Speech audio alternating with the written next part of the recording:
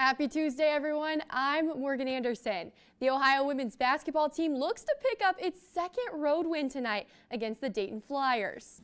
Hello, everyone. I'm Morgan Anderson. The Ohio baseball team is back in action tonight against the Toledo Rockets. Our first team All-GG wide receiver is your worst Southeast Ohio nightmare, Ty Perkins. When this man is open, he is lethal. He has 53 catches on 1,249 receiving yards with 24.9 yards per catch. A senior captain for the Tigers, Perkins helped lead his team to their fourth straight OVC championship and another undefeated season. As a Gridiron Glory Player of the Year finalist, he just is that guy. And just when you thought he was done, the man does it again. Ty Perkins to the only place he knows, the end zone. The Tigers would go on to keep their... By the end of the first half, the Bulldogs were up 31-17. But here's a name you're gonna wanna know, Ella Chapman. She had 10 points of her own in the first half. She had 2 for 3 beyond the arc, and in the paint alone, she had 2 for 4. When you pass her the ball, she's making it from literally anywhere. Mata, he is a great player who's left a significant mark on the Ironton football program. Ty, you just came off of a really great game. This has been a monumental season for you guys. Let's talk about growth. How have you grown as a player, and how has your team grown throughout this season? You got it, Chloe. Despite their seat on the Region 23 zone, West Jefferson had to hit the road tonight, 2 hours south, to challenge the Hornets. There's 2 words to describe these teams, Chloe: dark horses.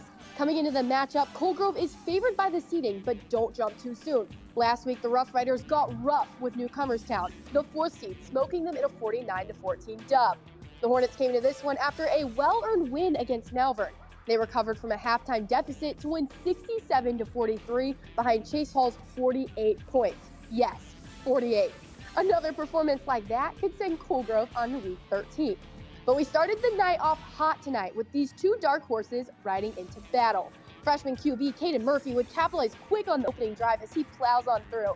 And Chloe, the Rough Riders weren't the only ones getting taken out tonight by the Grove, as you see right here. Murphy would then come back for the quick TD only 3 minutes in. Flash forward another TD later, and Hall would get barreled in by the Rough Riders, making it 23-0. Hungry for that pay dirt, West Jeff's Ethan Hostetler would find the zone for a 16-yard rush. Going into the half, we saw a shift in momentum from the Rough Riders because they'd go to have 4 successful onside kicks.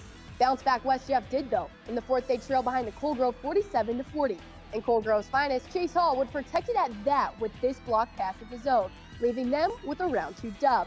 We talked to Chase Hall after the game for his thoughts. I knew it was going to be a dogfight up front. Their backs ran hard, our backs ran hard. My offensive line were spectacular today. I can't thank them enough for what they do for me. And although the Hornets got past this week against West Jeff, next week does not get any easier. They'll take on one of the scariest teams in Southeast Ohio, the #1 seed, Fort Fry. Jack, this was a game for the books. The Bulldogs were thought to be underdogs, but the night ended with Athens on top. Thanks, Chloe. Up first, we saw Cold Grove's ruthless rushing attack test the Portsmouth defense with something to prove. The Trojans finished 3rd in the OVC last year, but sitting at 2-3 tonight, we find out whether they're contenders or pretenders. We bring in Aiden Crowley and Morgan Anderson. Guys, these are some of the biggest rivalries in the state. And because they all play in Region 19, we saw both of these games play twice last year. Absolutely, Bryce. This game was just being played for a greater cause. Game much bigger than basketball. November 5th was just another day for Marietta sophomore Ashton Harris until it wasn't. He was in basketball tryouts and kind of getting started with the season over here at Marietta, and he just had some issues keeping up on the normal routine drills. He got checked out. They thought there was a possibility he could have some type of cancer, so he was life flighted to Akron Children's. Ashton was diagnosed with myeloid sarcoma, a rare form of acute myelocytic leukemia, or AML. But the 16-year-old student athlete is determined. Right now, Ashton is currently undergoing treatment in Cincinnati, but his support extends all across Southeast Ohio. After transferring to Marietta High School from Athens last spring, when the 2 teams met Tuesday night, they shared a teammate. Regardless if you were a Bulldog or Tiger, you were playing for Ash. Always remember, you have two whole communities fighting with you. We hope you can find a special place to hang this jersey. And always remember, your Bulldog family loves you and fights with you. Darcy Middleton, a Marietta parent, knew the rivalry game against Athens was a chance to do something more. But the turnout was what she never expected. We were like, hey, let's do something maybe when Athens comes and plays. It was supposed to be something really small. T-shirt sale, maybe a raffle ticket here.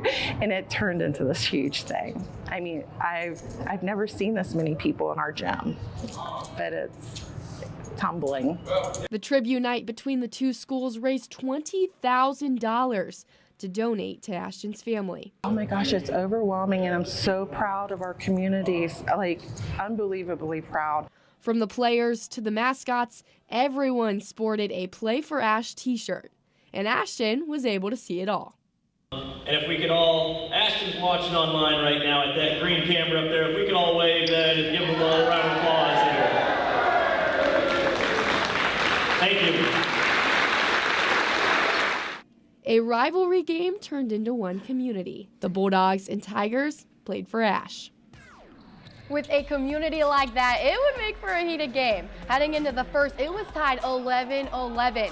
In the second, though, Marietta blew this game wide open. Tiger big man Alex Kendall, a 6'6" forward, led the game with 20 points and snagging 8 of those boards. With a guy like that alone, the Dogs just couldn't compare. Nathan Shattuck had 15 points and led with 4 assists for the team. But with consistent rebound struggles, the Bulldogs would lose this one 66-40 and fall 4-10 overall. Chloe, it is a dog-eat-dog world in the OVC, and the Ironton Tigers are feasting with 3 straight titles. In 2021, the Tigers and the Trojans faced off in Week 10 for a Tiger 36-9 blowout, opening the door and closing it again in the second round of playoffs with another Ironton dub of 17-6.